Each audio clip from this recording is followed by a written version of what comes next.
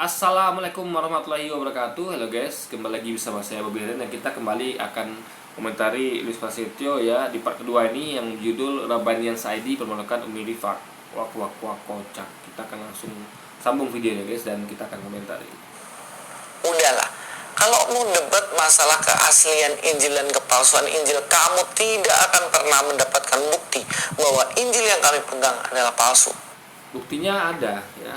Karena gini, kita pakai logika aja guys ya. Suatu yang diwariskan itu asal terjamin keasliannya dibandingkan sesuatu yang ditemukan.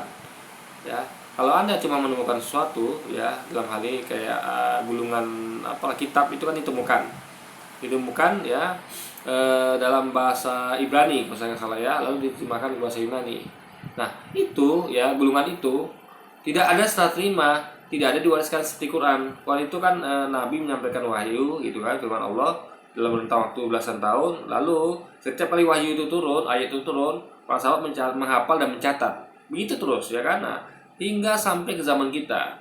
Makanya ada setelah terima, ada pewarisan ya dari tidak terputus dari zaman Nabi hingga zaman kita. Nah itulah dijamin keaslian. Tapi mereka ini tidak. Mereka hanya menemukan gulungan itu ya, gulungan yang dianggap Alkitab ya, yang bahkan tidak diketahui siapa penulisnya. Ya itu pengakuan jujur dari pihak mereka sendiri. Tidak diketahui siapa penulisnya, tapi mereka yakini ya, meskipun begitu mereka yakini adalah tulisan dari Lukas, Matius dan sebagainya. Itu ya murid-murid Yesus gitu kan. Nah, jadi metodologi ditemukan dengan diwariskan itu adalah membedakan keaslian ya. Tidak ada yang bisa menjamin bahwa yang ditemukan itu adalah asli. Sementara apalagi zaman dulu tuh ya guys, nggak ada kayak zaman sekarang. Dimana zaman sekarang ini misalnya Anda menemukan ijazah, itu ada semua, ada capnya, ada pop atau segala macam. Dulu kan nggak ada. Dulu hanya berupa tulisan. Jadi tidak ada dulu tuh semacam keautentikan ya. Kayak sekarang yang banyak itu ya. Ada misal KTP, ada apa namanya, ada barcode segala macam. Dulu kan belum ada. Jadi untuk menentukan teksnya asli apa tidak susah guys, ya kan. Susah sekali karena hanya ditemukan dan tidak ada penanda seperti sekarang yang dia canggih gitu kan. Anda menemukan ijazah bisa cek asliannya. Kenapa? Karena ada terekam di database gitu kan. Dulu kan nggak ada hal gituan dulu. Jadi kalau Anda temukan tulisan, ya Anda bagaimana mau ngecek itu kepastiannya, keasliannya gitu, ya kan? Nggak ada sistem identifikasi yang secanggih zaman sekarang gitu guys. Nah itu yang membuat, dan kalau itu yang membuat membuktikan kalau itu adalah tidak asli ya, atau belum tentu asli, diragukan keasliannya gitu guys. Nah apalagi kalau kita cek dalamnya ya ada banyak kontradiksi dalamnya gitu. Ada banyak kontradiksi ya, bahkan kisah kematian Yudas saya dua versi. Itu mana yang benar, karena mungkin benar dua-duanya kan. Dan bahkan ketika saya konfrontasi kepada teman-teman Kristiani, ini sering saya sampaikan di video saya sebelumnya ya, itu mereka mereka sebenarnya paham ada dua kisah yang berbeda di situ, tapi demi dogma ya, mereka berusaha keras untuk gimana supaya merangkai ini jadi satu versi kematian gitu, biar kelihatannya biar kelihatannya ya nggak jadi dua kematian gitu, versi kematian. Nah tapi ketika mereka mencoba menggabungkan jadi satu versi kematian, padahal faktanya ada dua ya, dimana setiap penulis itu menuliskan kematian dia seperti ini caranya. Nah, mereka berusaha menyatukannya, jadi seakan-akan dua penulisnya adalah sebenarnya menceritakan kisah yang sama, cuman satu sama lain itu nggak lengkap, sehingga harus digabung jadi sehingga lengkap. Ini kan apa guys? Berarti kan ada kekurangan dari setiap penulis. Kenapa penulis itu tidak menuliskan kedua-duanya lengkap? Kenapa mesti harus digabung di satu gitu kan? Tapi faktanya semakin digabung ya makin aneh guys, makin absurd ceritanya. Kenapa? Karena kan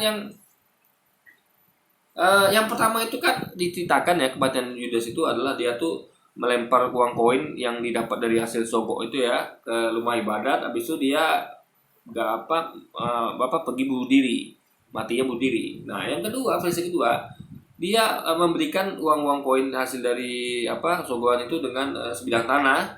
Lalu dia habis itu dia jatuh ya, lari jatuh terpelungkup ya dengan dahi nempel ke tanah, dengan perut terbelah dan usus terburai. Nah ini ada dua versi kematian, yang mana yang benar gitu kan? Apakah uangnya dibelikannya sebidang tanah, atau uang hasil sogokan itu dilemparnya ke rumah ibadah? Apakah dia matinya gantung diri, atau dia matinya jatuh terlungkup dengan perut terbelah usus terburai gitu. Gimana benar? Nggak mungkin dua-duanya benar kan? Nah, mereka menyatukan begini guys. Jadinya enggak itu tuh gantung dirinya di tepi jurang sehingga talinya putus. Entah tali putus, rantingnya putus. Jadi ada beda versi di sini lagi. Ada yang mengatakan talinya putus, ada yang mengatakan rantingnya putus. Intinya adalah entah ranting, tali itu putus ya di tepi jurang itu ya. Itu langsung mereka jatuh ke bawah jurang. Dan di bawah jurang itu udah nunggu batu-batu runcing. Sehingga batu runcing itu mengenai perut mereka dan perut mereka dari terbelah dan usus terurai. Nah ini dikaji secara logika nggak masuk akal. Kenapa? Kalau Anda mau gantung diri, kenapa masih di tepi jurang? Kalau Anda udah di tepi jurang, ya tinggal lompat aja ke bawah kalau mau bunuh diri kan. Jadi ini guys, apa nggak pernah terpikir oleh mereka kalau mereka mencoba sesuatu demi dogma yang itu dipaksakan, itu akan terlihat ketidaklogisannya, akan terlihat absurdannya gitu kan. Kalau saya di tepi jurang ya mau bunuh diri nih, ngapain lagi saya gantung diri ke dahan di tepi jurang? Langsung aja saya terjun ke bawah gitu kan. Nah, lalu ya kalau gantung diri itu nggak ribet guys ya, banyak ya, Anda nggak mesti harus ke tepi jurang ya, dimanapun bisa Anda gantung diri asal Anda punya semacam penampang ya yang menggantung di atas, entah dahan, entah palang pintu, entah apapun itu bisa dipakai. Nah, Anda tinggal butuh berikutnya adalah tali atau kain, apapun itu yang bisa untuk menghubungkan antara ikat antara leher Anda dengan dahan atau penampang itu. Nah, lalu Anda tinggal naik ke atas dahan atau penampang itu bisa ya. Lalu Anda ikat ke dahannya atau penampangnya, baru leher Anda, bisa Anda lompat ke bawah. Nah, tapi posisinya Anda lompat ke bawah itu kaki Anda harus tidak nyatu dengan tanah, sehingga ada gantung istilahnya guys. Nah, Anda itu dengan leher terikat dan tertahan di dahan itu, Anda akan gantung diri namanya. Atau yang kedua, Anda kasih kursi di bawah atau meja untuk penahan kaki Anda. Jadi Anda perlu naik ke atas manjat penampang itu nggak perlu ya.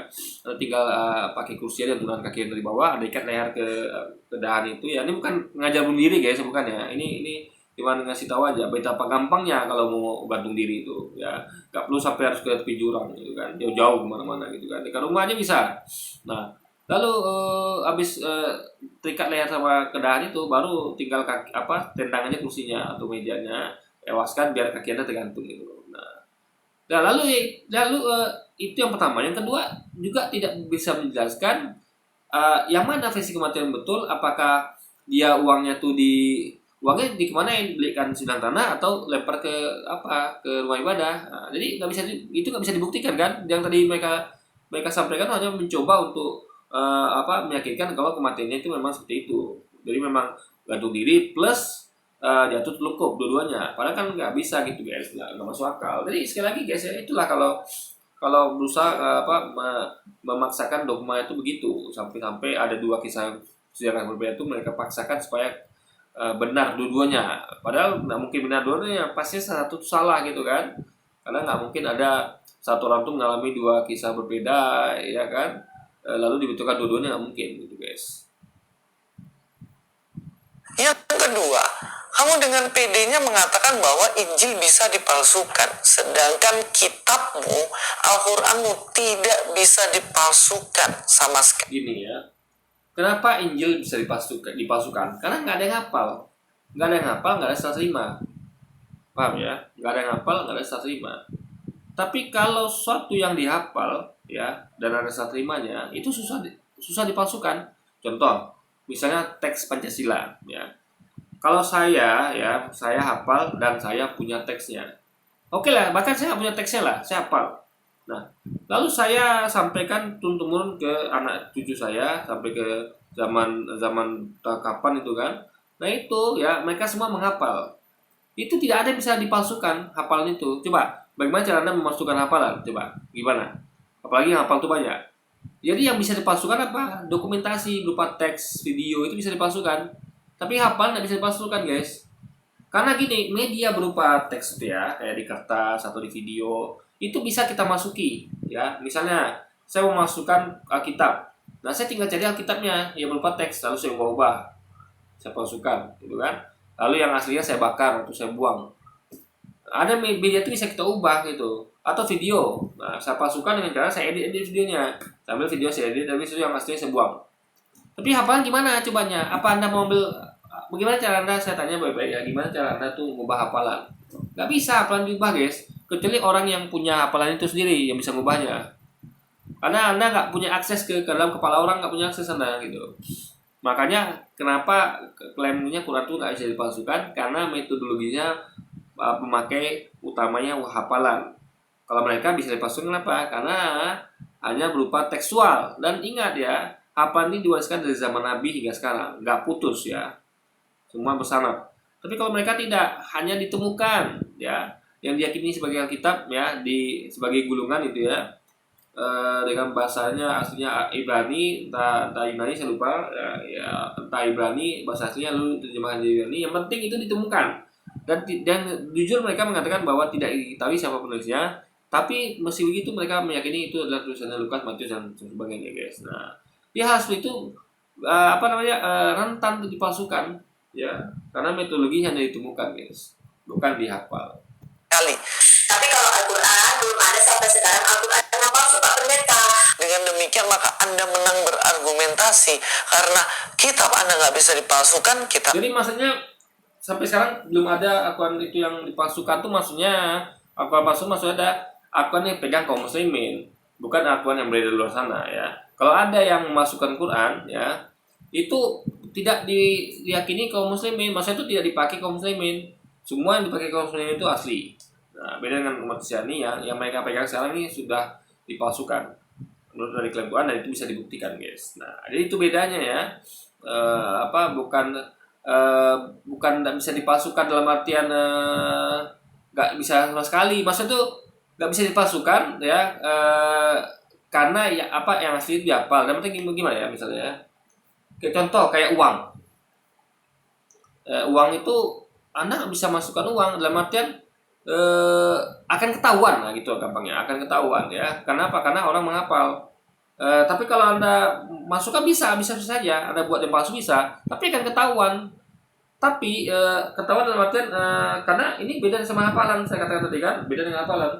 Tapi kalau Anda memasukkan sesuatu yang tidak dihafal ya, cuma tekstual, itu akan susah mendeteksinya karena tidak ada yang hafal guys.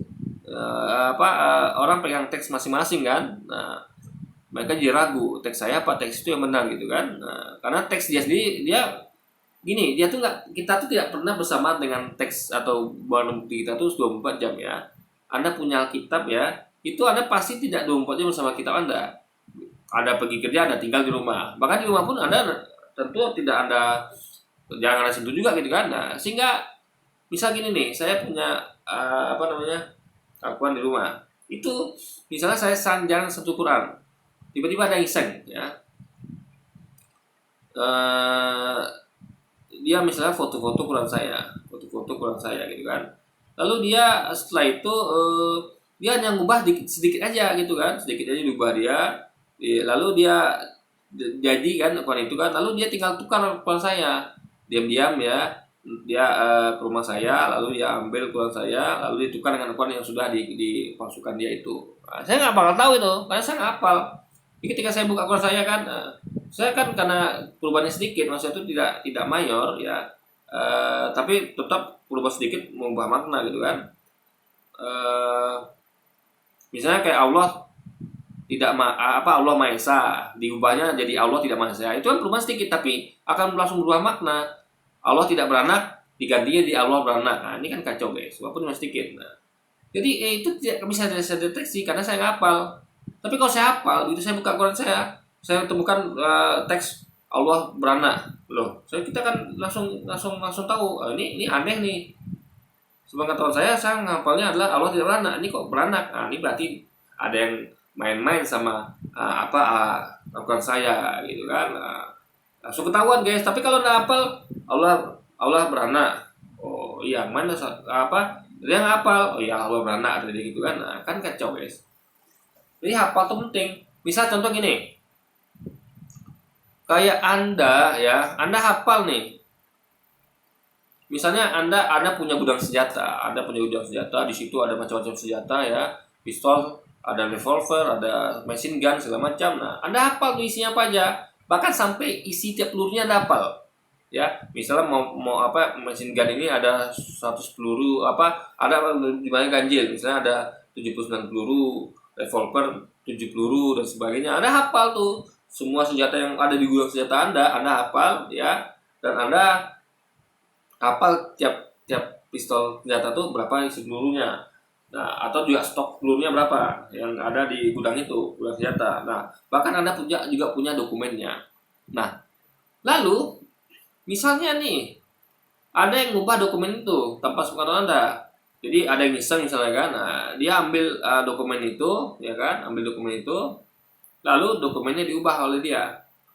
Misalnya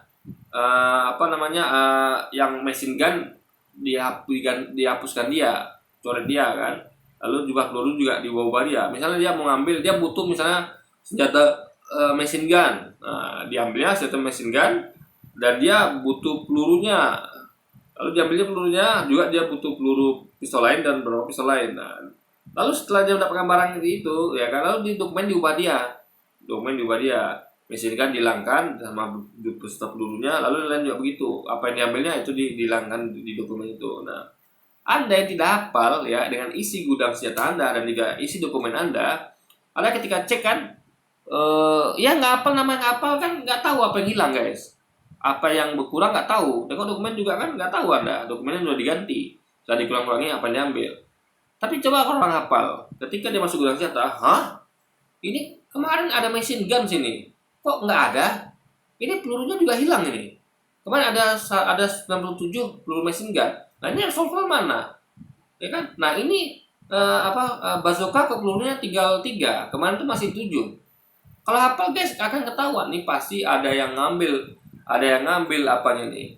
Nah, meskipun dokumennya pun dipalsukan, lalu dia cek dokumen. Loh, dokumennya sesuai sama ini. Memang di sini memang machine gun tuh memang nggak ada dokumen. Tapi saya hafal betul kemarin. Saya hafal dua-duanya, isi gudang senjata dan dokumen saya hafal. Di dokumen itu ya kemarin itu ya sesuai dengan yang diisi gudang senjata itu kemarin itu, yang saya ingat tuh sama gudang senjatanya dokumen itu sama dengan itu kan, yaitu ada machine gun dengan peluru 97. Nah, ini dokumennya hilang, tidak ada machine gunnya di gudang pun tidak ada. Nah, ini berarti dua-duanya ada yang ngerjain. Nah, itu guys kuncinya, menghafal itu penting ya. Anda langsung bisa. Jadi Quran itu kenapa nggak bisa dipalsukan ya? Karena langsung ketahuan begitu mau coba dipalsukan, sehingga kaum muslimin tidak akan pernah memakai Al-Quran palsu, karena begitu ada yang coba buat Al-Quran palsu langsung ketahuan. Tapi kalau mereka ini nggak bakal ketahuan, susah untuk deteksi. Kenapa? Karena mereka tidak ada hafal.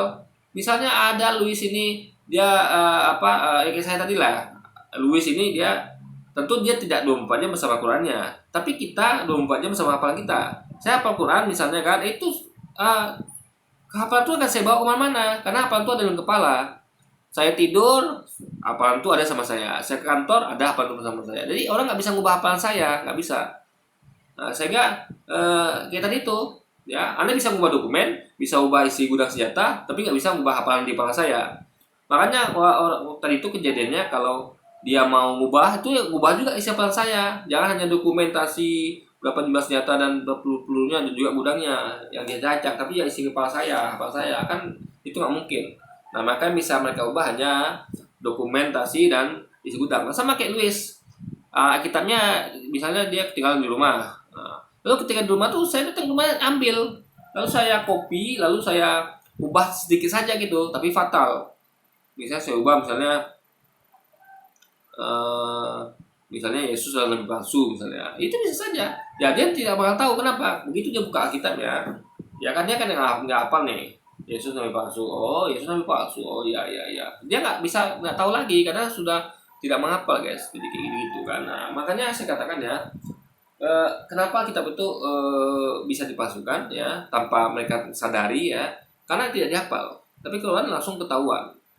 Nah, itu dia guys. Jadi itulah logikanya kenapa Al-Quran itu tidak bisa dipalsukan, dalam artian bukan tidak bisa dikritik palsu ya, tapi akan segera ketahuan. Jadi tidak akan pernah kaum muslim itu memakai Quran palsu, tapi itu tidak terjadi di agama Kristen ya guys. Nah, Kristen terbukti bisa dipalsukan karena ada Injil palsu, Filipus, Thomas, dan lain-lain. Logika berpikir seperti ini sebenarnya sedang menampari dirinya sendiri. Karena menurut Zulfan, dengar baik-baik. Bagi teman-teman mungkin pernah mendapatkan broadcasting atau info-info tersebar mengenai Quran palsu buatan non-muslim dengan isi surat seperti surat wasaya, tajasud, mukata, dan lain sebagainya. Nah, jika teman-teman pernah mendengar info yang demikian, ternyata itu bukan info yang simpang siur.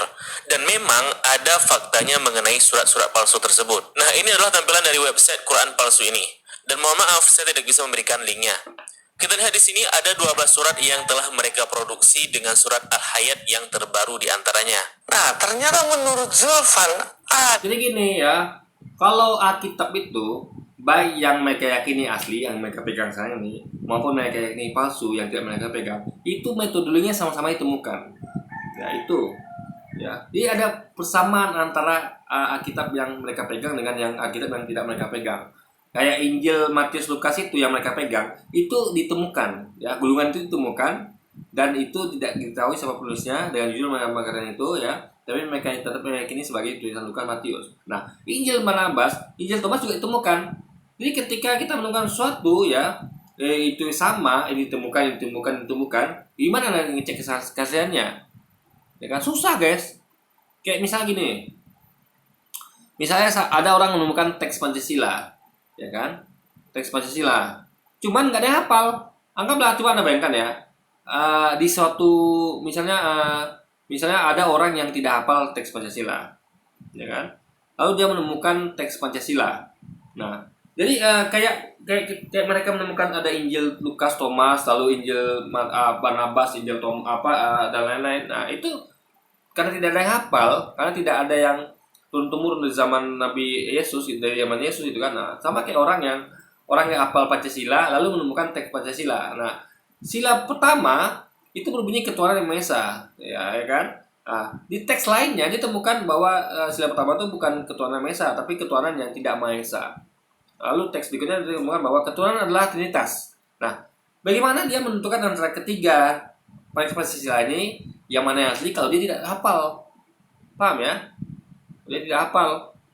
Nah, jadi beda dengan saya. Saya ketika hafal Pancasila, saya temukan 3 teks Pancasila nih. Nah, untuk membuktikan asli saya bisa. Kenapa? Saya hafal. Saya tinggal katakan, oh ini yang hafal nih, ini yang asli nih, ketuhanan Maha Esa nih. Karena saya ini memang sesuai dengan hafal saya. Nah, itu kuncinya guys. Jadi kalau Anda bayangkan ada orang yang nggak hafal teks Pancasila, ya, jadi ada kasih deh 3 dokumen Pancasila. Anda katakanlah itu ini asli ketiganya nih. Nah, suruh dia tentukan mana yang asli. Pasti dia akan bingung karena dia nggak hafal. Dia cuma baca pengumumannya guys ya. Cuma bisa istilahnya katakan itu adalah tebak-tebakan saja, tebak-tebak bohongan guys. Kan? Nah, tapi kalau saya hafal enteng. Saya baca 3-nya kan. Ini hafal saya nggak ada kayak gini nih. Ini cocok nih hafal saya. Ini yang pasti asli. Gampang. Dibandingkan orang yang hafal Pancasila. Gitu guys. Sama kayak misalnya kita kayak contoh, saya hafal misalnya surah Al-Fatihah ya. Alhamdulillahirabbil alamin arrahmanirrahim maliki yaumiddin iyyaka na'budu wa iyyaka nasta'in ihdinas siratal mustaqim siratal ladzina an'amta 'alaihim ghairil maghdubi 'alaihim waladdallin. Nah, itu ketika saya dikasih ya Al-Qur'an ya, dikasih Al-Qur'an dalam tiga versi dikasih ke saya nih. Bob, yang mana yang asli kata ketiga ini ya? Asli yang artian bukan langsung dari zaman Nabi cetakannya ya, tapi turun-temurun hafalannya. Karena dokumen itu guys bisa diubah. Maksudnya dalam arti gini, dokumen itu bisa dibuat ulang dokumen. Ya, yang dimaksud asli sini adalah asli materinya, paham ya? Bukan asli dokumennya. Jadi gini, dokumen asli ya itu nggak penting kali dokumen asli ya. Yang penting itu adalah isi materinya. Sama contoh kayak Pancasila ya. Pancasila saya asli karena saya hafal. Ketika saya tuliskan kembali ke dokumen, misalnya ke kertas, itu materinya asli. Yang penting kan materi, bukan dokumennya itu guys. Karena dokumen itu bisa dimakan rayap segala macam, tapi materinya itu yang penting. Jadi kalau Anda mau melestarikan Pancasila hingga ke anak cucu kelak sampai ke hari kiamat, Pancasila itu ya, Anda cukup hafal materi Pancasila itu apa saja. Anda tinggal hafal, lalu suruh anak-anak di bawah Anda tuh hafal semuanya. Itu sudah terjaga keaslian Pancasila tanpa Anda perlu membuat teks awalnya, paham ya? Pancasila itu saya nggak perlu. Daripada saya buat teks awal Pancasila, mending saya hafal, gitu kan? Lalu saya tinggal turunkan hafalan itu ke anak saya, sehingga Jadi karena teks itu bisa makan umur segala macam, bisa diubah, orang ambil ubah kita nggak tahu. Tapi hafalan siapa yang ngambil hafalan dari kepala kita coba. Nah, jadi saya yang tidak hafal, saya yang hafal Al-Quran ketika disodorkan sama saya tiga Al-Quran yang berbeda, ya, yang asli yang mana, Bob? Maksudnya aslinya adalah materinya yang asli, ya, bukan teksnya. Karena teksnya tentu itu adalah tulisan ulang, bukan dari zaman Nabi. Tapi tetap kita kan ngomong tentang materinya mana Quran yang asli, Bob? Nah, saya bisa tentukan karena saya hafal. Coba dikasih itu kepada orang nggak hafal. Yang mana asli ya? Aduh, saya nggak hafal nih bro. Susah kan? Nah itu dia. Jadi kuncinya adalah hafalan yang membuat sesuatu tuh nggak bisa lagi dipalsukan, guys. Ada Quran palsu atau Quran KW menurut Zulfan loh ya, bukan saya mengatakannya. Kenapa bisa KW? Karena ada orang yang mencoba membuat Quran seperti Quran yang ada, Ya, tapi kan karena hafal bisa dideteksi ini palsu karena kita hafal. Tapi mereka nggak bisa. Ini misalnya nih kalau Alkitab Luis di itu ada yang ngubah, memasukkan, dia nggak bakal tahu karena dia nggak hafal gitu, guys. Gitu loh, ya kan? Nggak hafal. Nah, misalnya dia minjam Quran Alkitab temannya, Alkitab temannya juga dipalsukan juga, ya kan? Nah, dia bingung juga tuh kan? Alkitab teman saya nih sama dengan yang ini nih, berarti ini pasti. Padahal sudah dipalsukan dua-duanya gitu kan? Nah, jadi guys ya kalau nggak ada yang hafal kacau ini ya guys. tapi isinya bertentangan dengan iman kepercayaan Quran yang benar. Makanya kenapa dia tulis hati-hati Quran palsu, sembah Dajjal. Nah, ini Quran palsu karena sembah pada Dajjal. Dia juga menulis review Quran palsu, nah, yang asli versus yang palsu. Ya kalau begitu berarti sama aja dong. Ada Injil asli, yaitu yang dipegang orang Kristen, dan ada yang palsu. Beda. Ya, kalau dalam kepercayaan Islam yang sudah disampaikan Quran bahwa Injil yang dipegang Kristen itu palsu, ya. Dan juga yang mana masuk juga belum juga dapat dipastikan keasliannya, guys. Kenapa? Karena semua Injil yang ada, baik yang mereka pegang maupun tidak mereka pegang, itu sama-sama metodologinya ditemukan. Bahkan Injil yang mereka pegang itu dikatakan tidak diketahui siapa penulisnya, cuman diyakini itu tulisan Lukas, Matius, dan segala macam. Tapi Al-Quran itu adalah metodologinya, materinya tuh dihafal, guys. Materi Quran itu ya, isi Quran itu dihafal. Ya, jadi disalin ke dalam isi kepala kita, memori kita, dan itu banyak sekali yang menghafal gitu kan. Nah, juga di teks dicatat dokumennya. Ini meskipun dokumen itu ditulis ulang ya. Misalnya kayak Anda bayangkan ya, kayak buku-buku ada tau nggak? Buku-buku penulis itu juga ada cetak ulang loh. Misalnya cetakan lama, cetakan terbaru. Nah, seandainya cetakan lama tuh hilang atau terbakar, ya kan, kalau cetakan baru ada, kita bisa cek dengan hafalan. Misalnya saya hafal buku Harry Potter, misalnya gini deh. Saya hafal buku Harry Potter, ya. Cetakan Harry Potter saya hafal dari kepala. Detail betul kan, nggak ada yang salah sama sekali, anggaplah gitu kan. Nah, jadi misalnya J.K. Rowling menulis itu ke buku pertama, cetakan pertama. Nah, rupanya buku itu sudah tidak nggak produksi lagi buku itu kan. Udah dibuat cetakan baru karena untuk demi kepentingan zaman, ya kan. Dibuatlah covernya baru, cara nulisnya baru, ya kan, lembaran-lembaran baru. Ibaratnya adalah cetakan baru lah, ngerti lah, cetakan baru kan.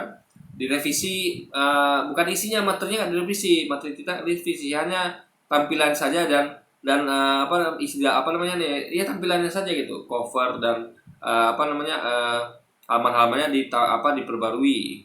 Ya, misalnya memakai kertas yang terkini, ya kan, dengan bahan yang terkini, ini adalah dibuat lebih baik karena namanya dicetak ulang gitu kan. Nah, jadi kalau orang tidak hafal, ya cerita Harry Potter, ya komik Harry Potter, buku Harry Potter, ketika cetakan ulangnya dikasih ke saya nih, anggaplah saya itu punya cetakan asli, ya ini kan saya punya cetakan asli, lalu saya hafal cetakan asli ini. Lalu saya hafal lah. Cuman karena masalah jadi suatu, misalnya cetakan asli itu hilang di tangan saya atau terbakar atau rusak lah kan. Nah, tentu saya butuh kan buku itu lagi, Harry Potter itu lagi. Meskipun saya hafal ya, saya tetap butuh kan untuk koleksi misalnya. Nah, lalu saya akan mencari buku Harry Potter yang dijual di pasaran. Ternyata cetakan lama sudah habis. Cetakan lama sudah habis, yang ada cetakan baru, ya kan, cetak ulang baru. Nah, Jadi katanya klaimnya isinya sama nih bang sama yang cetakan lama. Abang cek sendiri. Nah kata-kata cek sendiri ini kacau kalau saya nggak punya cetakan aslinya. Kan tadi saya katakan misalnya gimana kalau cetakan asli punya saya ini adalah hilang atau terbakar, ya kan? Atau punya orang karena ini misalnya komik langka orang nggak ada yang punya, susah nyarinya gitu kan? Nah,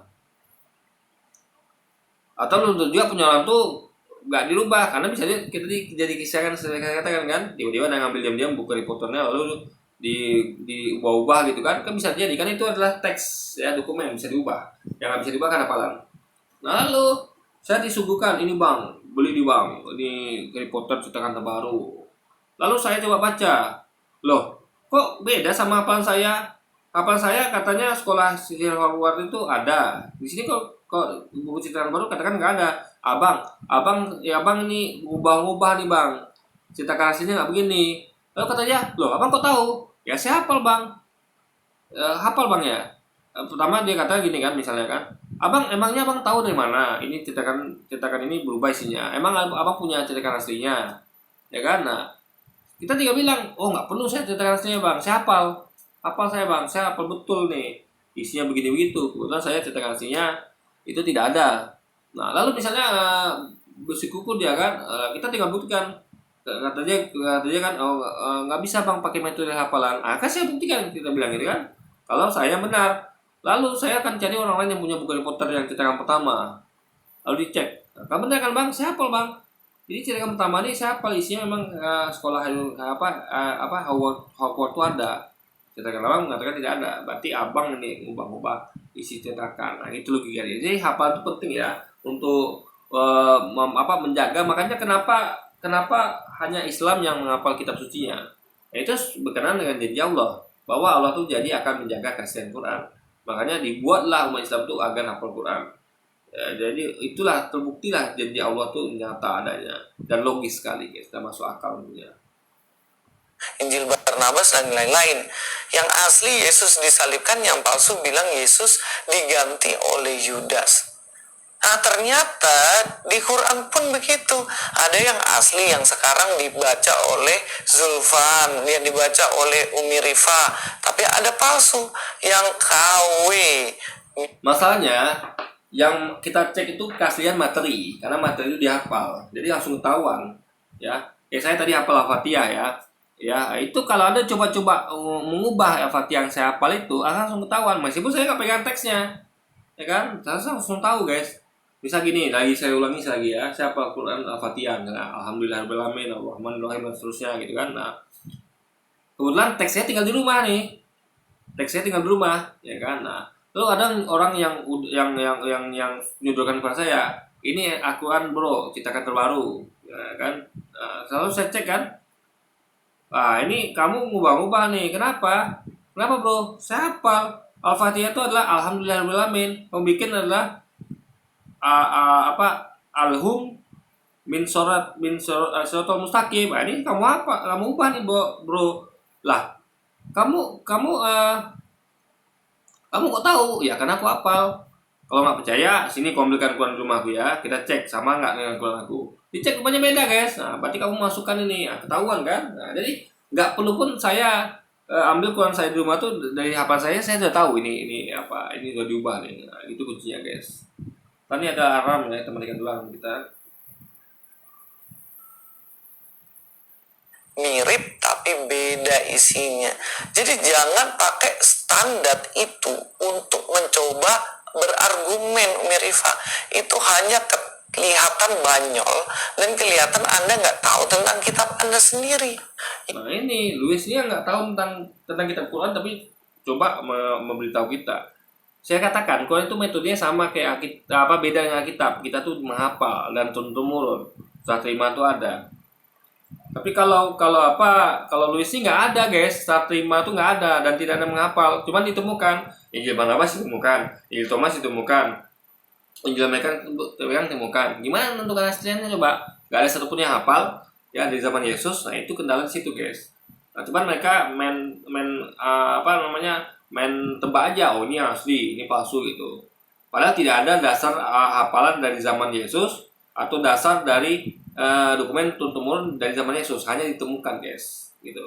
Kayak saya nih, saya membuat, misalnya saya buat sebuah buku, ya kan, saya buat sebuah buku, lalu saya hafal buku itu, saya sampaikan kepada anak saya suruh anak saya hafal ya buku bapak ini, lalu saya kasih juga dokumennya, nah ini dokumennya, nah kamu hafal ya, nah dia hafal dan dia punya dipegang dokumennya, lalu dokumen dia pegang itu dia kasih ke anaknya lagi, alias cucu saya, dan dia suruh cucu saya hafal, gitu terus sampai generasi hingga hari kiamat. Itu terjaga juga keasliannya. Buku yang saya tulis pada saat ini ya, yang saya tulis dan saya hafal saat ini, itu terjaga keasliannya hingga nanti akhir zaman kalau gitu metodologinya, ya kan. Bahkan kalau di tengah jalan misalnya buku itu ya, buku itu misalnya anak saya nih misalnya lalai ya, aduh bukunya terbakar hilang, nggak masalah, dia bisa cetak ulang buku itu, terus ulang, bikin lagi dia. Ah, tapi dia hafal. Nah ketika diserahkan sama anaknya kan, loh ini tulisan papa ya, bukan tulisan kakek. Ya nak, ini tulisan papa. Kenapa pak? Buku kakek mana? Buku dari kakek mana? Buku dari kakek itu nak sudah terbakar, sudah hilang. Tapi bapak ini papa ini materinya kan dia tahu nih, anaknya cucu saya pasti paham. Berarti kalau teks aslinya terbakar hilang, berarti ini teks buatan papanya, contohan papanya. Eh, Pak, di mana Papa tahu ini asli materi ya, Pak? Kan dia tahu, berarti tinggal materi lagi ngecek kan? Di mana Papa tahu materinya asli, Pak? Ya Papa hafal, Nak. Makanya Papa suruh kamu hafal juga. Apa yang kakek sampaikan itu ke Papa, Papa hafal. Ini Papa tuh bahkan nggak perlu lagi teks itu. Nah, Papa makanya kamu tahu nggak gimana Papa bisa nuliskan teks ini ulang? Papa nggak pegang aslinya. Ya dari hafalan Papa. Makanya Papa waktu itu nggak begitu pusing ketika teks itu hilang terbakar. Papa tinggal tulis ulang. Yang penting kan kita tuh materinya, bukan ininya nih guys. Ya, ini hanyalah media, ingat ya. Buku flash disk itu hanya media. Yang penting tuh hafalan. Kalau Anda sudah hafal teks Pancasila di kepala Anda, ya, ini saya hafal teks Pancasila nih, ya. Maupun saya copy gimana pun ya ke flash disk, buku segala macam, itu terbakar, hilang, rusak, saya nggak khawatir. Karena itu hanyalah media penyimpanan, ya. Yang penting saya hafal. Dan ingat, kepala saya juga media penyimpanan. Maksud saya adalah media penyimpanan di kepala ini ada lebih baik, jauh lebih baik dibandingkan media penyimpanan kayak di flash disk atau buku. Kenapa? Karena kepala Anda ini Anda bawa kemana-mana. Tidak pernah Anda tinggalkan kepala Anda kan? Tidak pernah Anda tinggal ingatan Anda kan? Pasti ikut kepala Anda kemanapun berada. Sehingga tidak ada orang bisa mengubahnya. Dan orang mengubahnya pun gimana? Mereka harus bunuh kita tentunya, gitu kan? Atau membuat kita gila. Tapi kalau tekstual itu bisa mereka ubah dengan gampang. Dia tinggal ambil diam-diam itu, bisa kita tinggal dokumen kita, bisa kita tinggal flash disk nih. Ya, mereka tinggal ubah aja, lalu mereka kembalikan ke tempat semula, kita atau dia kasih kita, bro nih keuntungan flash disk ya, kita nggak bakal tahu itu diubah kalau kita nggak hafal. Tapi kalau kita hafal ya, misalnya ke flash disk kita misalnya tinggal di mana gitu, tiba-tiba orang iseng diubah-ubahnya isinya flash disk kan, lalu dikasih ke kita. Nah kalau kita nggak hafal, kita nggak bisa ngecek itu apakah flash disk masih kayak semula apa enggak gitu kan. Tapi kalau kita hafal, kita bisa cek, ini kok flash disknya berubah isinya nih dengan hafalan saya, langsung ketahuan guys. Nah jadi intinya adalah hafalan itu penting ya untuk dan hafalan dan warisan turun-temurun itu metodologi yang paling canggih, yang paling bagus, sempurna untuk menjaga keaslian suatu materi atau dokumentasi guys. Yang ketiga, Riva tidak merasa bertanggung jawab untuk membuktikan dan mencari Injil yang asli yang katanya hilang. Karena bukan tidak bertanggung jawab, maksudnya itu tidak punya kepentingan. Kenapa? Karena bukan dia make. Dia udah punya Quran. Coba gini loh ya. Misalnya saya kerja di perusahaan A, ya kan? Nah, perusahaan A ini punya aturan dan aturan itu saya hafal sebelumnya. Jadi saya aturan perusahaan itu kasih aturan saya hafal. Saya bukan cuma pegang teksnya, saya juga hafal. Nah, ketika teks yang pegang itu terbakar atau rusak, ya kan? Itu saya akan gampang menuliskan kembali. Bahkan saya nggak perlu teks itu karena saya sudah hafal. Nah, jadi sehingga tidak akan jadi masalah dengan tempat saya bekerja karena saya hafal peraturannya. Saya bisa hindari, saya bisa terekam peraturan itu. Tapi Luis misalnya, kita hafal buku aturan perusahaan dia, tidak hafal. Lalu tiba-tiba buku peraturan itu hilang dan rusak. Dan dia habis itu menemukan ada buku peraturan perusahaan dia itu, ya kan? bukan buku peraturan perusahaan ya, karena kalau dulu itu kan tidak ada autentifikasi atau apa, cuman dia meyakini buku ini peraturan perusahaan karena bacanya adalah buku peraturan perusahaan gitu kan. Nah, atau anggaplah ada yang memasukkan buku peraturan perusahaan, misalnya ada karyawan iseng nih, ya kan. Nah, eh, karena tidak ada yang hafal kan, bahkan bosnya pun tidak hafal itu peraturan perusahaan. Nah, dia iseng-iseng mengubah isi peraturan perusahaan itu, ya kan. Misalnya dilarang 3 hari berturut-turut nggak bolos kerja, nggak masuk kerja adalah kena pecat, gitu kan. Nah, dia ubah itu kan jadi nggak bolos 2 hari baru dipecat. Nah, yang punya manajemen pun tidak hafal, gitu kan. Nah, lalu misalnya manajemen misalnya nggak pegang teks juga gitu kan, anggaplah teksnya tuh di perusahaan itu adalah nggak ada kan, Alkitab itu kan ditemukan, berarti kan tidak ada yang turun temurun, yang teks aslinya nggak ada, ya kan. Nah, cuman turun temurun aja, tidak turun temurun gitu, cuman temukan saja. Nah, itu akan susah guys ya, bahkan bos pun bisa kita kibulin, bos yang nggak hafal isi peraturan perusahaan. Bos, saya kan baru saya bos, dia akan tenang, tenang dia ini bolos sampai 9 hari karena kan bolos 2 hari yang kena pecat gitu kan. Nah, tapi ada orang yang hafal peraturan, ada bos yang hafal peraturan perusahaan meskipun buku peraturan itu udah rusak atau terbakar, ya kan.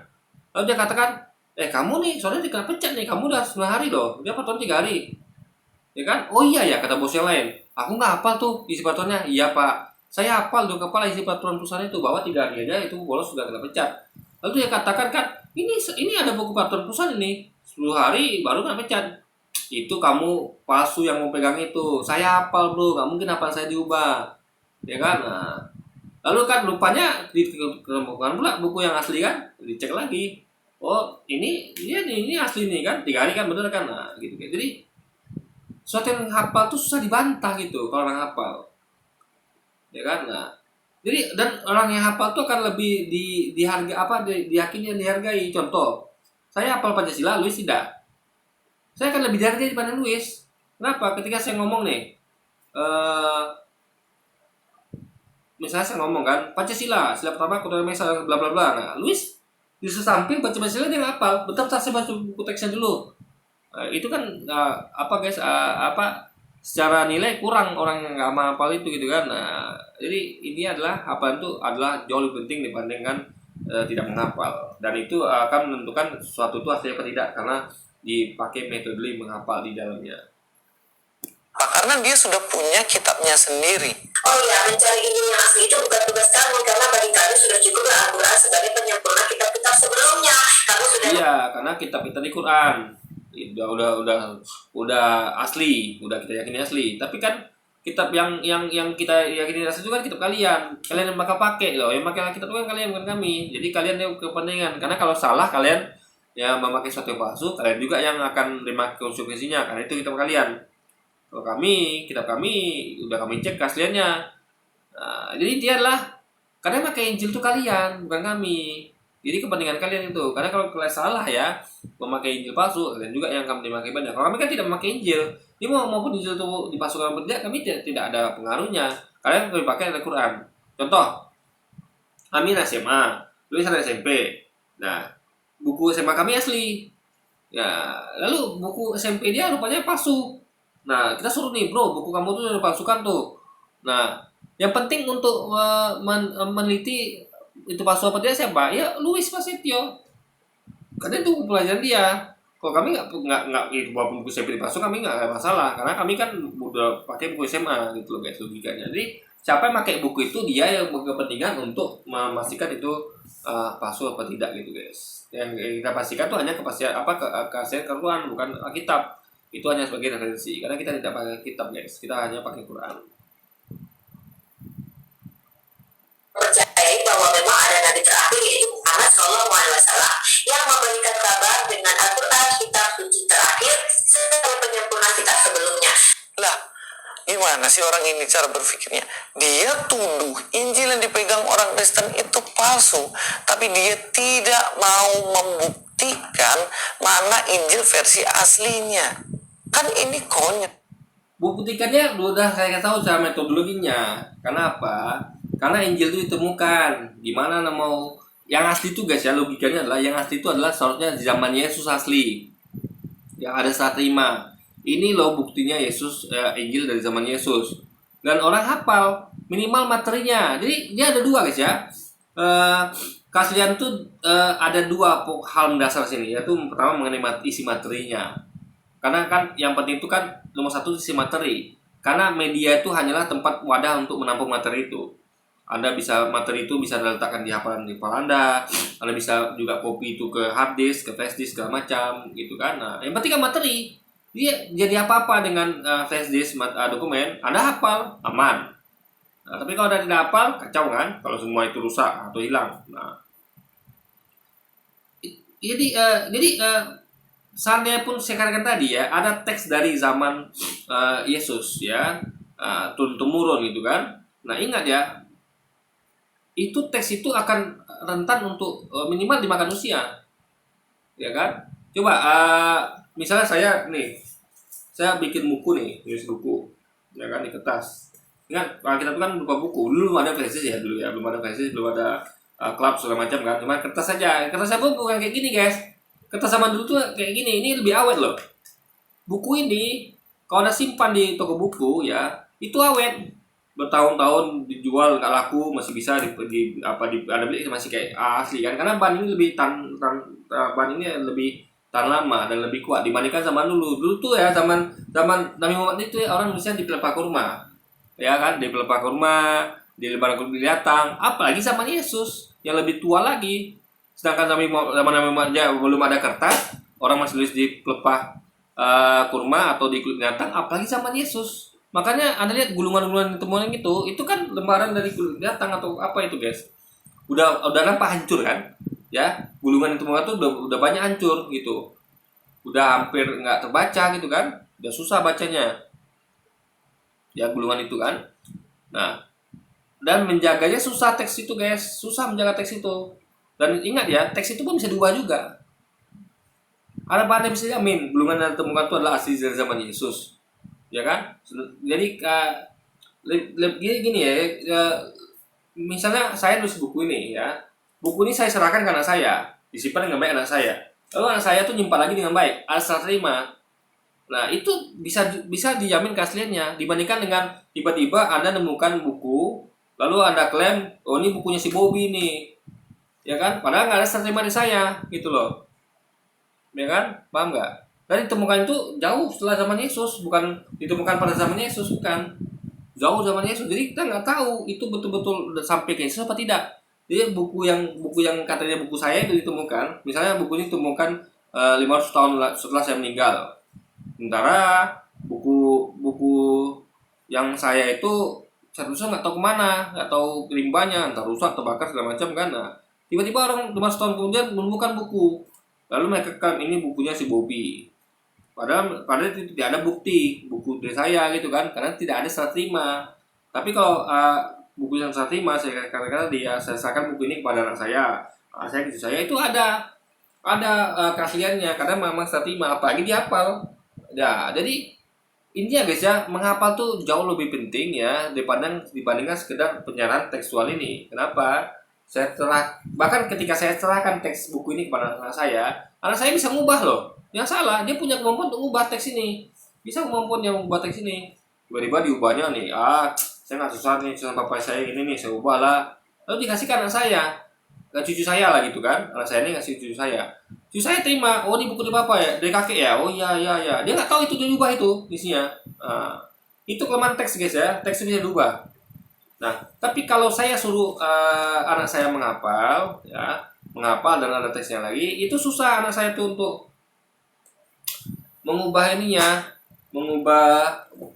isinya, apalagi cucu saya juga hafal. Nah, jadi ketika cucu saya itu hafal, dia bisa langsung tahu, papa ini yang hafalan papa beda sama saya nih, gitu kan? Beda nih, papa ngasih hafalan yang salah ya. Papa nih sebenarnya nggak hafal, atau papa nih hafalnya sengaja nih mau ubah nih. Bahkan papa ini orang saya ini berusaha untuk mengubah hafalan guys. Ya, cucu saya langsung tahu. Ayo deh kita buktikan kakek, boleh kan saya masih hidup. Nah, buktikan rupanya betul. Ketahuan bapaknya tuh ngubah-ngubah hafalan guys, nah gitu. Dan lagian nggak ada intinya adalah kalau ngubah sekalipun ya nggak ada kepentingan dari orang itu, karena kan itu bapak dia. Terus dia kan kalau mau jaga kesehatan dia akan sampaikan apa adanya kepada cucu saya. Tapi biasanya ngubah itu kan orang luar, guys. Orang luar biasa ngubah musuh-musuh saya misalnya gitu kan, atau orang nggak suka sama saya. Nah, jadi intinya adalah teks itu rentan perubahan, apa tidak. Jadi kalau saya menghafal itu tidak ada bisa mengubah siapa saya, tapi kalau saya punya teks ini dan lagi memang tidak mungkin saya bawa 24 jam kan, pasti karena saya tinggal di mana, itu orang akan bisa mengubahnya. Dia tinggal ambil, dia ubah, dia kasih lagi ke saya gitu guys. Nah, tapi kalau hafalan kan nggak bisa diambil hafal saya, pinjam bro hafalannya bro, nanti saya kasih ke kamu, kan nggak bisa gitu guys.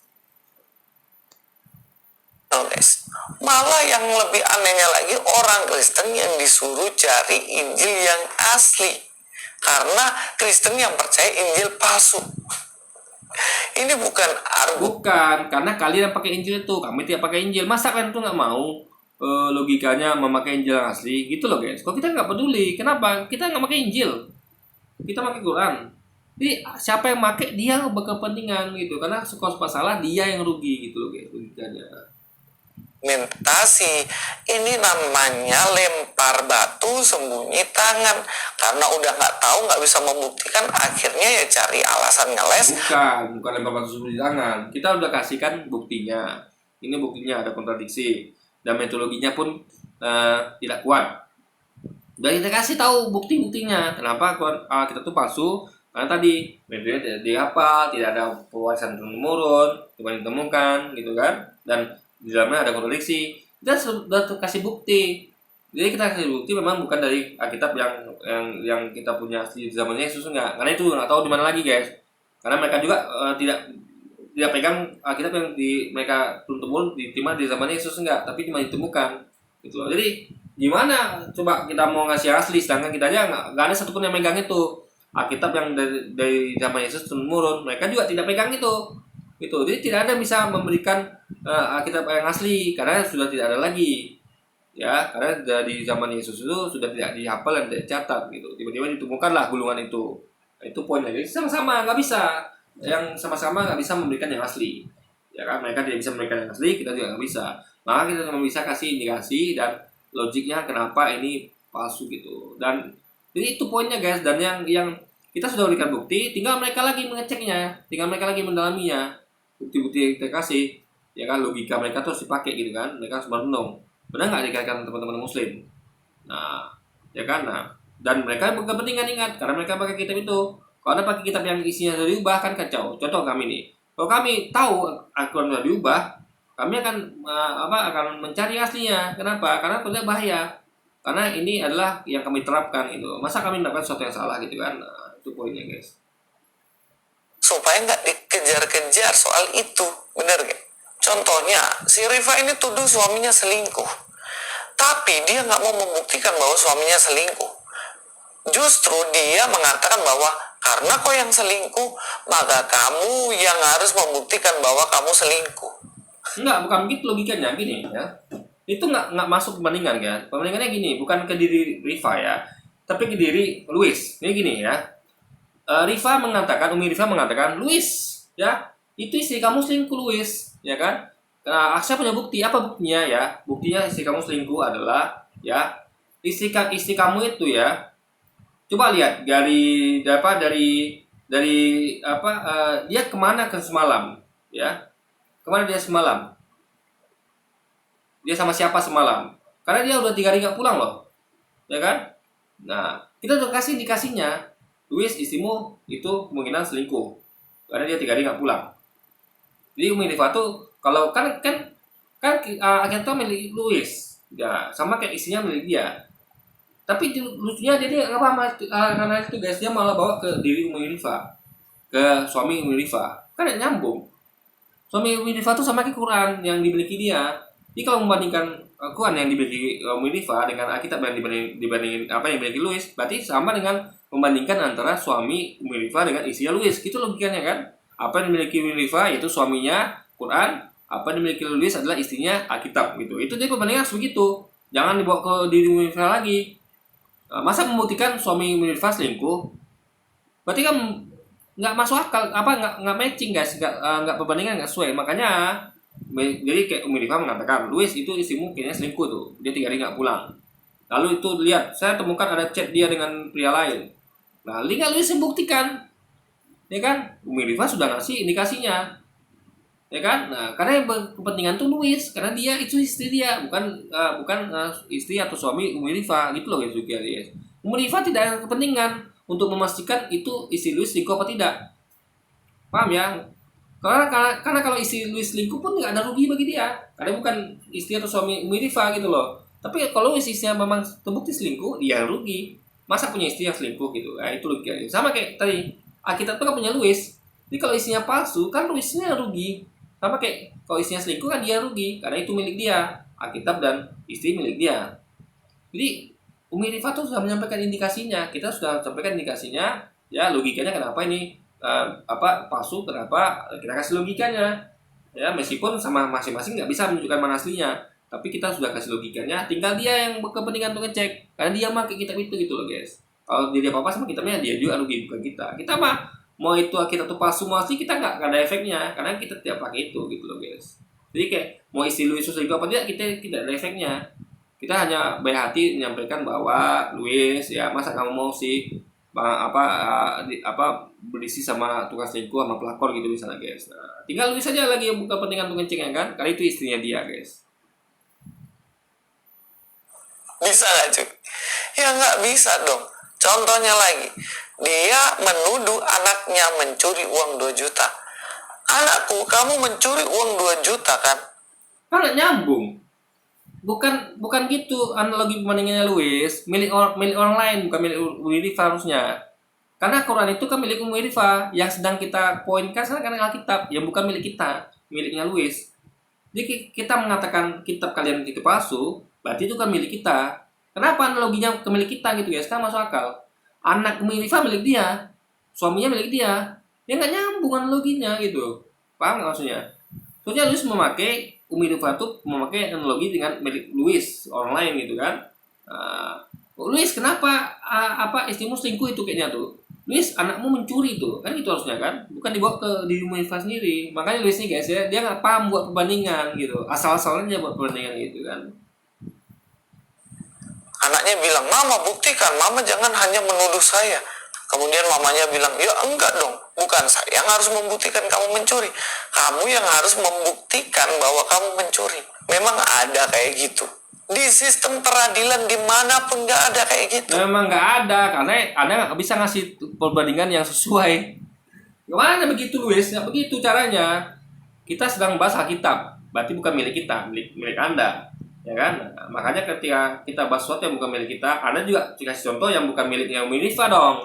Itu istri Anda contohnya, atau anak Anda yang kepentingan sama anak dari istri Anda kan Anda, bukan Umi Rifa gitu loh. Masa dibawa ke kepentingannya Umi Rifa? Jadi guys ya, kepentingan Umi Rifa itu Quran, ya kan? Nah, kepentingannya Quran, ya.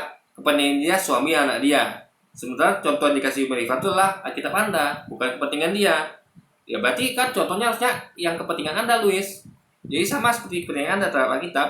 Makanya harusnya Anda bahas juga analogi yang cocok, yaitu kepentingan Anda juga, yaitu selain Alkitab yaitu anak atau istri Anda, bukan anak atau istri Rifa gitu loh logikanya. Gimana sih Luis nih? Yang ada ketika engkau menuduh seseorang, maka engkau harus membuktikan tuduhan itu. Kalau palsu, buktikan dulu mana yang. Jadi bukan begitu ya. Kita mengatakan bahwa sesuatu itu hak milik dia. Ingat ya, ini adalah bukan nuduh orang itu, tapi hak milik dia, apa yang dimiliki dia. Jadi kita mengatakan bahwa Alkitab Luis ini palsu ya, berarti milik dia. Nah, analoginya harusnya ke istri atau anak dia, bukan ke milik kita gitu. Kita miliknya kita punya Quran, tapi yang kita tuduh adalah Alkitab palsu misalnya. Kita katakan, kita asumsikan gitu kan, Alkitab palsu nih. Berarti dia kasih contoh. Yang tadi lagi saya ulang lagi ya. Contohnya adalah yang dimiliki bukan yang kita miliki, yaitu kalau Quran itu kan anak istri kita. Ya harusnya apa yang dimiliki oleh Luis, lawannya gitu sebelahnya, yaitu anak dari si Luis harusnya.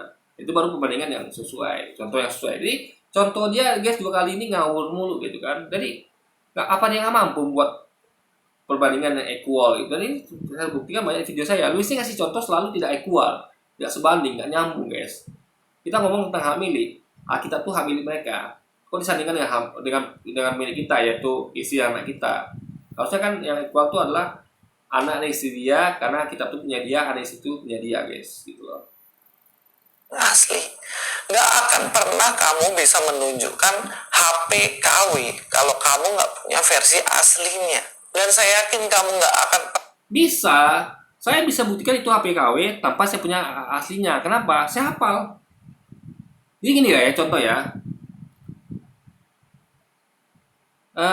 Saya ya hafal yang aslinya. Saya nggak punya aslinya nih. Jadi tapi saya pernah lihat aslinya. Ingat misal gini, anggaplah PS5. PS5 asli, saya pernah lihat. Misalnya pernah ke Jepang, saya lihat PS5 asli. Ya kan? Saya hafal nih. Saya teliti. Oh, ternyata asli itu ada tulisan serinya ini, ya kan? Tuh, ini alarm terus ya, sebentar. Ini HP saya ini memang suka bunyi alarm. Jadi, dan saya yakin kamu nggak akan pernah bisa membuktikan. bentar ya. Jadi saya hafal nih PS5 asli di Jepang. Hafal saya. Nomor serinya, gimana kalau dihidupin, segala macam. Hafal saya loh. Bahkan saya bongkar tuh kan, hafal saya isinya. Oh, ini begini susunan posisi dari chip-chipnya, PCB dan segala macamnya, tombol-tombolnya segala macamnya. Saya hafal, bahkan kotak-kotaknya pun saya hafal.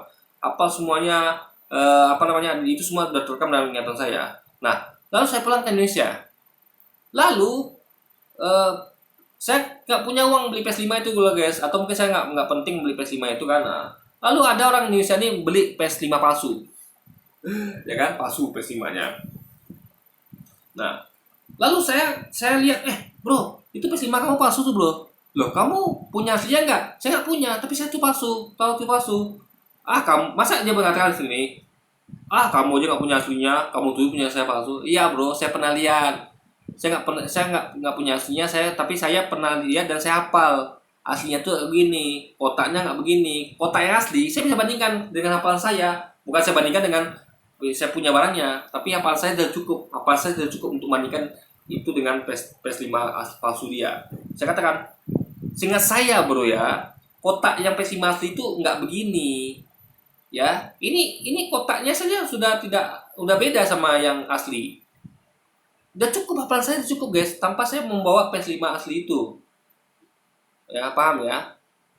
Jadi hafalan tuh cukup. Ya, nggak perlu Anda bawa PS5 aslinya, nggak cukup, nggak perlu. Hafalan tuh udah cukup guys. Nah, jadi itu kuncinya ya. Jadi Luis nggak tahu bahwa kita bisa membuktikan sesuatu tuh palsu apa tidak tanpa kita perlu punya barang aslinya. Hanya berupa hafalan. Contoh lagi misalnya, saya hafal Pancasila nih ya, hafal Pancasila. Meskipun saya nggak pegang teks Pancasila aslinya, ketika saya pergi ke suatu daerah ya, saya temukan ada di situ orang yang dikasih sama guru. Nah anak, ini adalah teks Pancasila ya, silakan ini kalian baca ya. Lalu saya baca, loh ini saya hafal Pancasila loh, nggak begini nih. Kok sila ketiga ini adalah perpecahan Indonesia, sila ketiga tuh saya hafal saya adalah persatuan Indonesia. Nah lalu guru katakan, mana buktinya, kamu pegang Pancasila asli nggak? Ya saya nggak pegang bu, tapi saya hafal. Ini ibu nih, kita bisa tegas mengatakan, ibu ini sudah memberikan Pancasila yang palsu. Apa maksud ibu memberikan Pancasila palsu? Kok sila ketiga perpecahan Indonesia? Kita bisa keras di situ guys, karena kita hafal. Meskipun kita nggak pegang teksnya. Jadi cara membuktikan itu suatu itu adalah palsu apa tidak, bukan dengan serta-merta hanya harus Anda kasih bukti lihat yang asli, enggak. Tapi yang asli itu sudah simpan di kepala Anda. Yang penting itu adalah materi kan. Materi itu dulu penting dari apapun. Contoh misalnya, ini lagi ya, saya kasih banyak contoh nih. Ada seorang ahli karate, ya ahli karate, dia hafal semua gerakan itu. Dan kebanyakan memang ahli-ahli bela diri itu tidak mencatat di buku atau hanya sedikit mencatat. Mereka tuh lebih simple ya, menemukan ilmu bela diri ke muridnya dengan hafalan saja. Dia hafal semua gerakan itu, ya kan? Detail hafal dia. Nah, jadi untuk membuktikan apa nih guru ini asli apa tidak, guru karate ini adalah asli apa tidak, ya kan? Apakah Anda tanya, oh kamu mana buku dari misalnya nih, ada orang yang ngajarkan ilmu Shaolin atau Wing Chun gitu kan? Nah, lalu apakah kita mengatakan gini kepada orang itu, kamu kalau memang Wing Chun ilmu asli, mana buku buku teks Wing Chun zaman Wing Chun ada, atau mana buku teks Shaolin-nya mana? Kan nggak begitu. Kamu nggak perlu nanya-nanya buku-buku dokumen-dokumen asli zaman Shaolin atau buku Wing Chun dari zaman yang dicatat oleh Guru Wing Chun itu sendiri. Ini saya tunjukkan gerakannya, saya hafal, nggak perlu lagi itu teks-teks, nggak perlu. Teks itu sudah ada isinya materi dalam kepala saya, hafal saya. Ini saya buktikan, langsung dia pakai Wing Chun ini kan, ya kan? Nah, ini buktinya, ini asli karena saya hafal. Nah, ini yang saya hafalnya adalah yang dijadikan turun-temurun dari yang menciptakan Wing Chun. Ini nggak berubah karena kami semuanya metodenya hafalan. Guru Wing Chun yang pertama itu yang menurunkan Wing Chun itu menurunkan hafalan itu kepada muridnya, gerakan-gerakan itu, lalu muridnya menurunkan lagi hafalan itu ya, gerakan itu muridnya. Jadi bahkan tanpa tekstual pun Anda bisa menurunkan ilmu bela diri itu terus sampai ke bawah, gitu guys. Cukup dengan hafalan saja. Karena hafalan juga adalah salah satu metode untuk menyimpan materi. Yang penting kan adalah kita tuh adalah bagaimana caranya menyimpan materi, bukan menjaga wadah tempat materi itu. Yang penting ya, ingat ya, karena wadah ini bisa rusak, bisa diubah, tapi materi itu yang penting. Yang kita selamatkan apa? Keaslian materi, bukan keaslian tekstual. Paham ya? Paham logikanya ya? Kecuali kalau Anda misalnya ya benda-benda koleksi, misalnya kayak PS5, itu memang wajib menjaga barangnya, karena kan itu bukan materi. Tapi kalau teks ya, kalau tulisan ya, itu materi yang penting. Jadi kayak misalnya Pancasila, apa yang penting di Pancasila? Hafalan materi Pancasila. Mau Pancasila itu ditulis di atas batu, mau di atas kertas, plastik, nggak masalah. Hilang pun semuanya nggak masalah, asal Anda hafal. Tapi kalau Anda punya PS5 yang asli, ya itu Anda nggak bisa menghafal PS5. Gimana cara menghafal PS5 asli? Dalam artian nanti Anda serahkan kepada cucu Anda dalam bentuk hafalan PS5, kan tidak harus PS5 Anda turunkan kan. Nah, itu baru. Jadi beda antara materi kitab suci atau buku atau cerita apapun itu dengan materi barang ya. Barang yang betul-betul untuk di barangnya itu yang diturunkan. Jadi ke Pancasila itu yang perlu diturunkan bukan teks aslinya, tapi hafalan Anda gitu. Materinya itu penting. Tapi kayak barang-barang kayak PS5 ataupun itu baru barangnya yang penting diturunkan, bukan hafalan tentang barangnya. Tapi hafalan tentang barangnya tetap harus tetap ada hafalan untuk barangnya. Kenapa? Karena kalau ada yang sempat yang memakai PS5 palsu, kita bisa ketahui dengan kita hafal tadi yang bagaimana PS5 palsu asli, guys. Karena apa? Karena Injil asli versimu itu hanya ada di halusinasi. Bangun, jangan terus-terusan berhalusinasi. Oke? Sebenarnya dasar pemikiran si Reva ini didasarkan pada Matius pasal yang keempat ayat 23. Nah, Pak Pendeta, kalau boleh saya bertanya juga, ketika Yesus membicarakan Injil kepada orang Yahudi, itu mana Injil dari Yesus? Saya yang bertanya, Pak. Dikatakan di situ Yesus berkeliling dan memberitakan Injil Kerajaan Allah. Nah, Yesus pun berkeliling di seluruh Galilea. Ia mengajar dalam rumah-rumah ibadat dan memberitakan Injil Kerajaan Allah. Ya, jadi Injil Kerajaan Allah tuh Yesus yang memberitakan. Nah, itu yang harus dihafal, itu harus dicatat oleh gitu. Jadi nggak ada versi Matius, Lukas, nggak ada. Karena itu namanya hadis. Kalau kita dalam Islam tuh guys ya, itu namanya kalau secara sejarah ya, misalnya sejarah versi umat, sejarah versi ini, itu persepsi dia melihat bagaimana Nabi melakukan ini itu. Tapi kalau namanya firman yang disampaikan melalui Nabi, itu harus dicatat persis padanya, bukan dari persepsi Anda. Paham ya? Jadi misalnya Nabi mengatakan Allah tidak beranak, itu Anda tulis, Anda hafal. Nah, kalau mereka kan tidak. Saya tanya sekarang, mana Injil yang diberitakan Yesus? Mana? Kalian hafal tidak? Enggak, metode mereka beda sama Quran. Jadi kalau Nabi Muhammad itu memberitakan Quran, itu kita hafal. Di zaman Nabi itu sudah dihafal, dicatat, dituliskan turun-temurun, hafalan dan catatan itu. Kalau mereka tidak, mereka tuh tidak ada mencatat yang Yesus beritakan dan mereka hafal, nggak ada sampai sekarang. Tiba-tiba ditemukan Injil yang tulisannya Lukas, Matius, dia diyakini tulisan Lukas, Matius. Nah, ya, jadi yang nulis Lukas, Matius, tapi berdasarkan perspektif Lukas, Matius, bukan dari apa yang Yesus sampaikan. Di situ makanya kita ketahui bahwa ini bukan Injil yang diberitakan Yesus, Alkitab itu. Karena harusnya kan apa adanya yang Yesus sampaikan lah. Nggak ada perspektif Lukas, nggak ada. Betul-betul semua tuh keluar dari mulut Yesus. Sama kayak ya Quran adalah semua keluar dari mulut Muhammad. Tidak ada yang keluar dari mulut lainnya. Kayak mereka kan ada yang keluar dari mulut Lukas, Matius. Bahkan ada yang keluar dari mulutnya Paulus, coba. Jadi sosok Paulus pada jemaat Roma itu kan bukan yang keluar dari mulut Yesus. Nggak mungkin Yesus mengatakan sosok Paulus pada jemaat Roma, kan nggak mungkin. Itu kan urusannya Paulus gitu kan. Nah, makanya kita ketahui bahwa dia kitab tuh tidak ada lagi 100% itu Injil yang diberitakan Yesus. Mungkin ada sedikit ya, mungkin masih ini oleh Lukas, Matius gitu kan, yang itu pun kita nggak tahu itu memang Lukas, Matius yang itu gitu kan, karena cuma ditemukan dan mereka yakini tidak ada bukti bahwa itu ditulis oleh Lukas, Matius gitu guys. Nah, kita mereka gulungan itu yang ditemukan gitu kan. Menurut dia kok bisa? Injil kan ditulis setelah Yesus naik ke surga. Lah kenapa ketika Yesus hidup dikatakan di situ ada Yesus memberitakan Injil kerajaan Allah? Berarti jika logikanya seperti itu, ada Injil yang asli yang diberitakan Yesus. Benar nggak? Dan statement ini hanya statement yang dikeluarkan orang yang tidak tahu apa-apa tentang Injil. Coba kita akan kita akan bahas dalam Lukas 4 ayat 16. Dikatakan ia datang ke Nazaret, tempat ia dibesarkan, dan menurut kebiasaannya pada hari Sabat, ia masuk ke rumah ibadat, lalu berdiri hendak membaca dari Alkitab. Kepadanya diberikan kitab Nabi Yesaya, dan setelah dibukanya ia menemukan nas di mana ada tertulis, Roh Tuhan ada padaku, oleh sebab ia telah mengurapi aku untuk menyampaikan kabar baik kepada orang miskin. Jadi gini ya, kalau ada begini, itu harusnya kalau ini nih ya, nih, ini kan adalah cerita perspektif orang ketiga, ya, menceritakan tentang Yesus dan apa yang disampaikan dia. Nah ini kalau versi dari sejarah Lukas ini jelas bukan firman Tuhan, karena kayak Quran ya, Quran itu ya ketika ada cerita tentang Nabi Muhammad atau cerita tentang apapun itu ya, itu adalah dari sisi Allah. Allah ngasih informasi kepada kita, Tuhan Allah tuh ngasih informasi kepada kita. Ini bukan dalam perspektif sahabat, enggak. Ini waktu menyampaikan firman Tuhan yang mana itu dari seluruh Tuhan semua. Sejarah pun yang ada di situ adalah dari Tuhan sumbernya.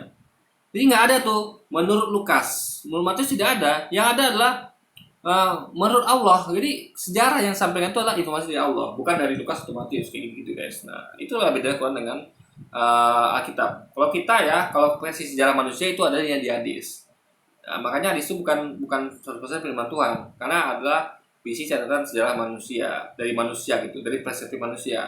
Tapi yang Quran itu murni 100% perspektif dari Allah, dari Tuhan. Kalau mereka tidak, ya, di Alkitab mereka tuh banyak sekali yang dari perspektif manusia, bukan dari info dari Allah gitu, dari Tuhan gitu kan. Jadi contohnya kayak surat-surat Paulus pada jemaat Roma, itu kan bukan dari perspektif Allah gitu, tapi dari perspektif Paulus gitu kan. Dan ia telah mengutus aku untuk memberitakan pembebasan kepada orang tawanan dan penglihatan bagi orang buta, untuk membebaskan orang-orang yang tertindas, untuk memberitakan tahun rahmat Tuhan telah datang. Kemudian ia menutup kitab itu dan memberikannya kembali kepada pejabat, lalu duduk dan mata semua orang dalam rumah ibadat itu tertuju kepadanya, lalu ia memulai mengajar. Kalau yang menyampaikan ini adalah informasi dari Tuhan, kita setuju, kitab suci, memang firman Tuhan. Tapi kalau yang menyampaikan dari perspektif manusia, nah itu kita tidak bisa mengatakan firman Tuhan. Karena firman Tuhan adalah apa yang disampaikan Tuhan melalui nabinya, bukan apa yang disampaikan dari penglihatan manusia, guys. Makanya kesaksian orang-orang tentang penyaliban yang ada di kitab itu bukanlah dari Tuhan. Nah itu adalah hanyalah kesaksian sejarah dari orang-orang. Karena firman Tuhan adalah dari Tuhan. Ingat ya, firman Tuhan itu adalah dari Tuhan, bukan dari orang-orang yang menyaksikan kejadian itu, gitu loh. Mereka katanya, pada hari ini genaplah nas ini sewaktu kamu mendengarnya.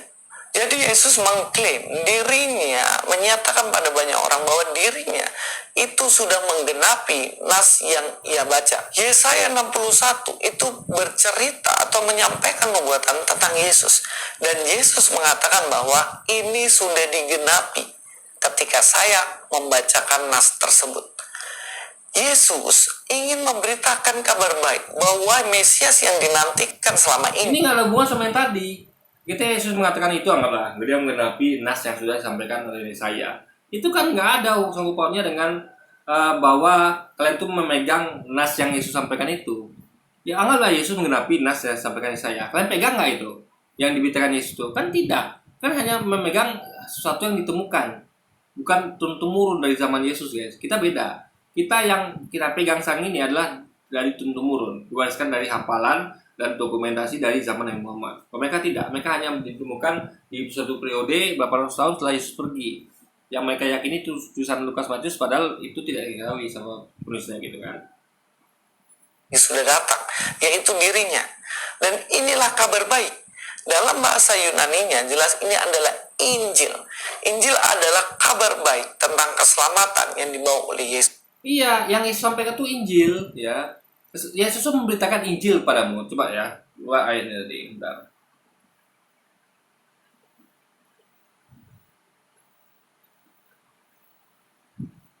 Dari sedikit ya. Nih, Yesus pun berkeliling di seluruh Galilea. Ia mengajar dalam rumah-rumah ibadah dan memberitakan Injil kerajaan Allah. Jadi dia tuh datang ke rumah-rumah ibadah tuh ya mengajar dan memberitakan Injil kerajaan Allah. Jadi ada yang diberitakan dia, itu Injil kerajaan Allah, kabar baik itu. Jadi mana sekarang yang disampaikan Yesus itu mana? Tentang Injil kerajaan Allah itu mana? Itu poinnya di situ, guys. Jadi Yesus tuh jelas ada memberitakan sesuatu, ya. Ya, ketika dia mengajar dalam rumah-rumah ibadah, ketika dia berkeliling seluruh Galilea. Ini pada periode itu, ketika dia berkeliling seluruh Galilea, ya, dan dia mengajar dalam rumah ibadah, serta dia juga memberitakan Injil, mana itu pengajaran Yesus itu mana? Itu poinnya, guys. Nah, ini adalah sesuatu yang Yesus sampaikan, sesuatu yang Yesus ajarkan gitu loh. Ini ajaran Yesus itu Injil. Nah, sekarang mana? Yang Yesus ajarkan keliling itu Injil itu mana sekarang? Itu poinnya, guys. Kan tidak ada yang menghafal kan, tidak ada yang menyatakan, hanya ditemukan, guys, gitu loh. Injil dari Yesus, saya yang bertanya, Pak. Telah mengurapi akan tahun rahmat baik, bahwa Mesias yang dinantikan selama ini sudah datang, yaitu dirinya. Dan inilah kabar baik. Dalam bahasa Yunaninya jelas ini adalah Injil. Injil adalah kabar baik tentang Jelas itu dikatakan bahwa Yesus itu memberitakan Injil kerajaan Allah, ya. Injil kerajaan Allah, bukan memberitakan tentang nubuatan dia, beda, ya. Memberitakan Injil kerajaan Allah loh. Kerajaan Allah, bukan tentang Yesus, ya. Ingat itu. Bukan memberitakan tentang nubuatan dia, bukan.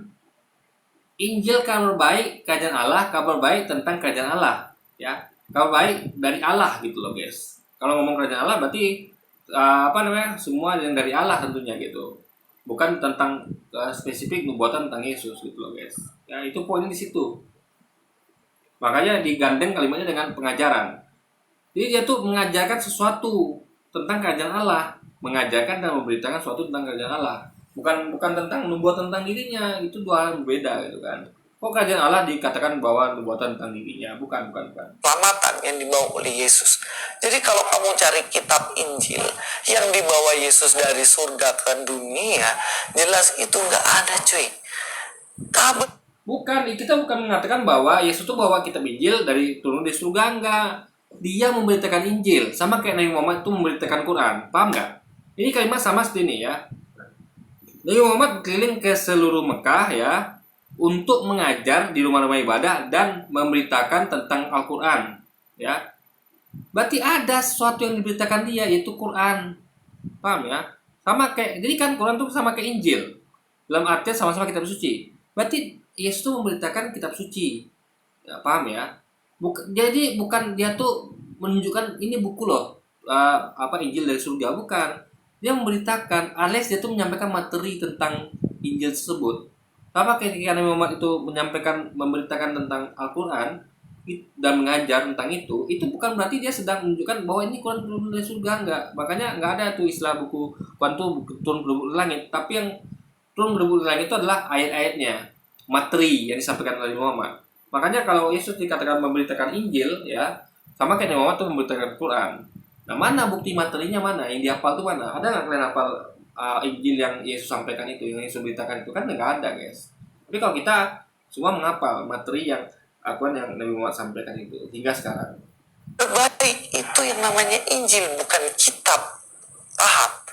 Itulah kenapa saya bilang orang yang memakai dasar ayat ini untuk menyatakan ada Injil asli yang hilang, ini jelas orang yang nggak tahu apa-apa soal Kristen, soal Injil. Dan Justru Anda nggak tahu apa-apa, Luis, ya. Saya tetapkan lagi berulang guys, seperti sekali ya.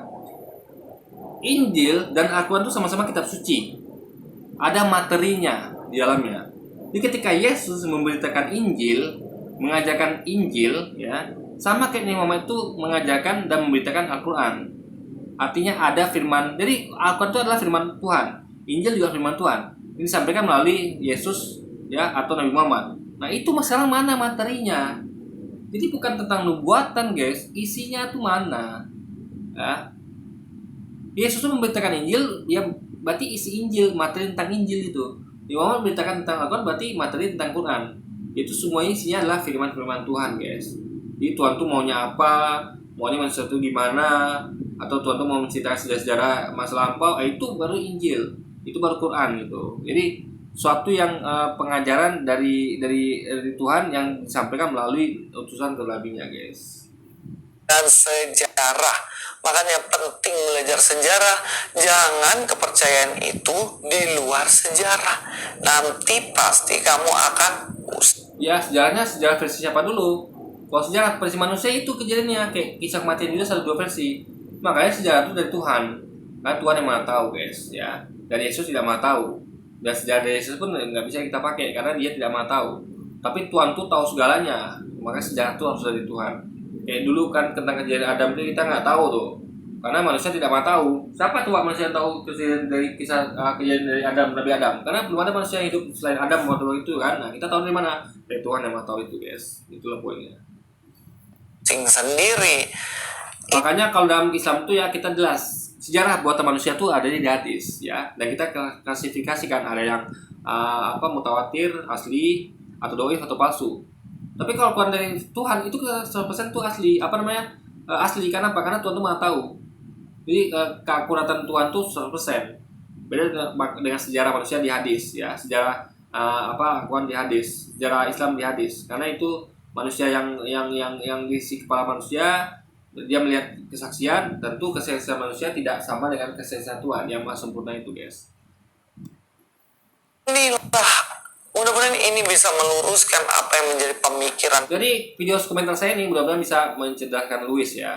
Yang awalnya nggak cerdas jadi cerdas. Dia harus paham itu, ya, apa itu metodologi, apa beda, dia harus belajar soalnya mengkaji apa beda metodologi antara Quran dengan Injil gitu, beda sekali kan. Jadi kesempurnaan itu hanya milik Allah, dan Allah terapkan itu dalam bentuk menjaga kitab sucinya yaitu Quran, ya, yang dijaga salah dengan metodologi hafalan, ya.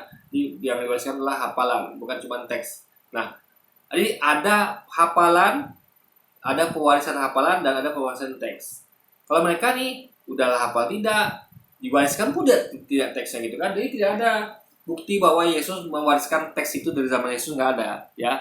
Yesus ini hafalan, ya, ini teks dari saya nih, ya. Jadi Yesus tuh membuktikan Injil, itu tidak ada bukti kalau para sahabat tuh, para muridnya mencatat atau ada mencatat lalu mereka menghafal, tidak ada, ya. Bukti sejarah mereka itu tidak ada. Tapi Islam ada sejarah mencatat bahwa umat muslimin pada waktu itu ya mencatat dan menghafal semua yang Rasulullah sampaikan. Kalau mereka, sejarah mereka tidak ada, ya, umat atau pengikutnya itu yang mencatat atau menghafal yang Yesus sampaikan. Hanya mereka mencatat bahwa ditemukanlah gulungan yang mereka anggap itu adalah Alkitab, ya, yang ditemukan, ya, dan tidak, bahkan tidak diketahui siapa penulisnya. Jadi mereka meyakini itulah tulisan dari Lukas, Matius, dan sebagainya. Itulah metode antara Al-Quran dan Alkitab, sehingga Al-Quran lah yang terjaga keasliannya karena metodenya begitu canggih dan begitu akurat. Beda dengan Alkitab yang metodologinya sangat lemah sekali, guys. Oke, jadi mungkin sekian dulu aja video kita kali ini, guys. Sampai jumpa lagi di video selanjutnya. Wassalamualaikum warahmatullahi wabarakatuh, guys.